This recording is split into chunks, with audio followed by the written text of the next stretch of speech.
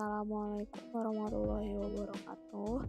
Saya Raki Nur Fauzia Azizah Sespawo dari kelas PGSTA 2020. Di sini saya akan mempresentasikan tentang teks akademik yang telah saya tulis yang berjudul Metode Pembelajaran bagi Anak Berkebutuhan Khusus. Pengertian ABK. Secara abstrak, anak berkebutuhan khusus adalah anak yang mempunyai kelainan atau penyimpangan dari kondisi rata-rata anak normal umumnya dalam hal fisik, mental, maupun karakteristik perilaku sosialnya. Anak berkebutuhan khusus tentu akan menghadapi berbagai masalah yang berhubungan dengan kekhususannya. Sedangkan menurut istilah, berkebutuhan khusus secara eksplisit ditujukan kepada anak yang dianggap mempunyai kelainan atau penyimpangan dari kondisi rata-rata anak normal umumnya dalam hal fisik, mental, maupun karakteristik perilaku sosialnya. Jenis-jenis anak berkebutuhan khusus berdasarkan kelainan mental, kelainan fisik, kelainan emosi, dan gangguan hiperaktif. Kelainan mental. Yang pertama, mental tinggi. Sering dikenal dengan anak berbakat intelektual, di mana selain memiliki kemampuan intelektual di atas rata normal yang signifikan, juga memiliki kreativitas dan tanggung jawab terhadap tugas. Yang kedua, mental rendah. Kemampuan mental rendah atau kapasitas intelektual atau IQ di bawah rata dapat dibagi menjadi dua kelompok, yaitu anak lambat belajar atau slow learners, yaitu anak yang memiliki IQ antara 70-90.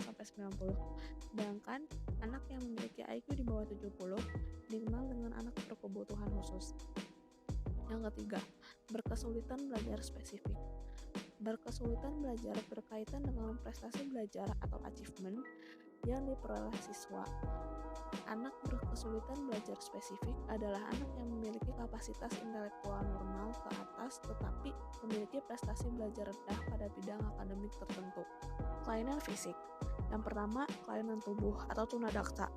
Tunadaksa adalah individu yang memiliki gangguan gerak yang disebabkan oleh kelainan neuromuskular dan struktur tulang yang bersifat bawaan, sakit, atau akibat kecelakaan.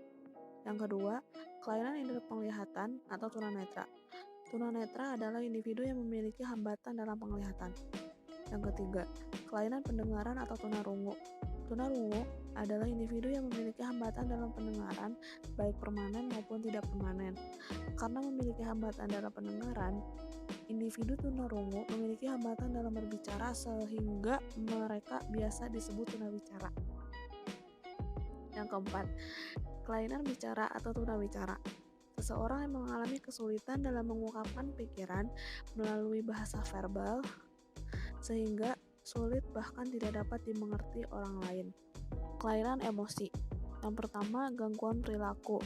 Memiliki ciri-ciri tidak sabaran, terlalu cepat bereaksi, pemahaman yang lemah, reaksi yang tidak sesuai, melamun, tidak ada perhatian, dan menarik diri. Yang kedua, gangguan konsentrasi, ADD atau Attention Deficit Disorder. Gejala-gejala inattention tersebut antara lain sering gagal untuk memperhatikan secara detail atau sering membuat kesalahan dalam pekerjaan sekolah atau aktivitas yang lain, sering kesulitan untuk memperhatikan tugas-tugas atau aktivitas permainan, dan sering tidak mendengarkan ketika orang lain berbicara.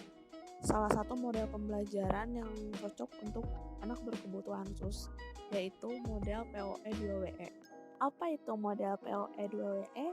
Model POE 2WE merupakan model pembelajaran yang dikembangkan untuk mengetahui pemahaman peserta didik mengenai suatu konsep dengan pendekatan konstruktivistik.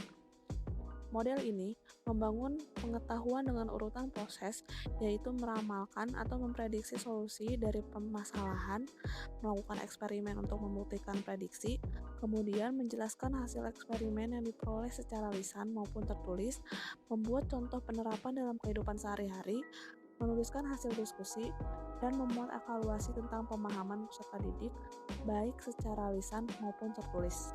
Penggabungan tahapan-tahapan pembelajaran model POE 2WE dan model pembelajaran fisika dengan pendekatan konstruktivistik, maka dapat disusun langkah-langkah pembelajaran model POE 2WE secara terinci sebagai berikut. Yang pertama, tahapan prediction. Peserta didik membuat prediksi atau dugaan awal terhadap suatu permasalahan. Permasalahan yang ditemukan berasal dari pertanyaan dan gambar tentang materi yang disampaikan oleh guru yang ada di lembar kerja peserta didik atau LKS. Buku peserta didik sebelum peserta didik membuat prediksi.